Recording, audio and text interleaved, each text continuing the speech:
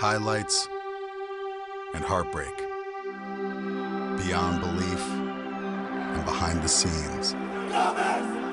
We are Pac-12 Networks.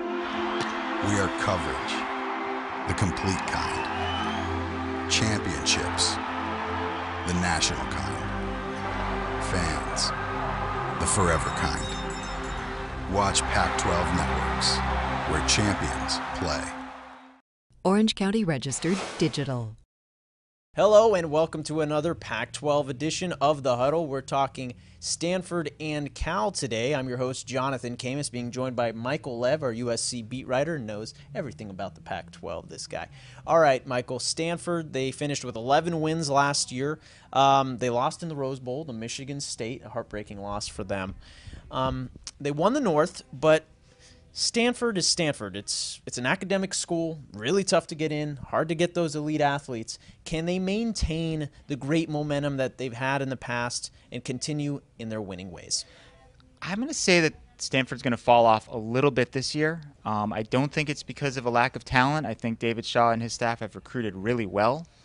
I just think if you look at that schedule, it's brutal. Yeah. When they go on the road to Washington, Notre Dame, Arizona State, UCLA, Oregon. I mean, how many of those games are you going to win? If they go 3-2 in those games, I think that would be considered pretty great. But there's 2 losses on your ledger right there. Mm-hmm. So I think at the end of the day, we're going to have a little bit of a drop-off for Stanford. I mean, it seems like they always win double-digit games every year. At least they have since David Shaw's been there. I think we're looking more in the 8 or 9 range this season. And when you talk about Stanford, I think it's stunning that they lost 6 players to the NFL draft. I mean, that just speaks volumes about David Shaw and the program they're running up there, Michael. But Kevin Hogan returning. In the offensive line, a little bit inexperienced, but actually a lot of names that we here in Southern California know a lot about. Yeah, they lost some offensive linemen to the draft, but they had this great recruiting class in 2012.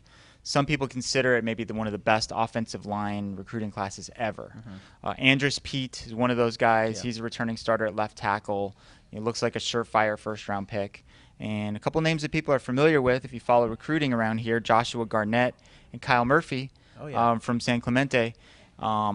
These guys look like studs. It's always something of a question mark when they haven't played in a college game. But the pieces look like they're in place for a traditional, tough, physical Stanford offensive line. They're not going to really change who they are.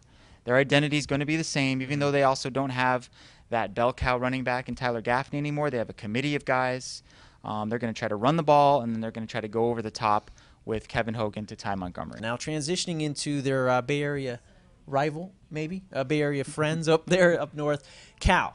They had a bad year, to say the least, Michael. They finished with 1 win last season and a historically bad defense. Only one way to go. And that's going up from here, Michael. Right. Cal gave up at least 30 points in every game last year. They gave up 41 or more points in 9 of 12 games last year. I mean, that is incredibly bad. That's not what we're used to from Cal. Cal's been a pretty good program. I mean, not at the level of, say, a USC or Oregon the last few years, but they've been, a team that's going to go to a bowl game.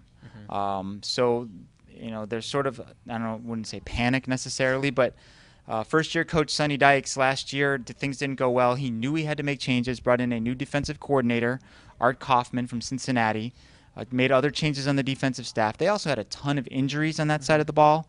So there's reason to believe they'll be better. I mean, they can't really be worse than they were. And there's some good things about this Cal team, such as... Yeah, Jared Goff returning. That's one good thing. We got to be optimistic here for a little bit for the Cal fans, as he threw for over 3,500 yards last year. When we're talking about projections here, Michael, 1 win last season, is 2 wins good enough? Or are we talking, hey, they really need to make strides this year? I mean, there are some people who think Sonny Dykes is on the hot seat because they were so bad last season. I mean, it's hard to make that call now because the guy's only had 1 year and, a couple recruiting classes to really make his mark. So let's say they go 4-8 or 5-7. To me, they might throw a parade. That's significant progress. Mm-hmm. And to me, that's enough to at least give him another year. All right, our thanks to Michael Lev. I'm your host, Jonathan Khamis, and for more with the Pac-12, check out the Orange County Register or go to ocregister.com. Orange County Register. We are here in the service of Orange County.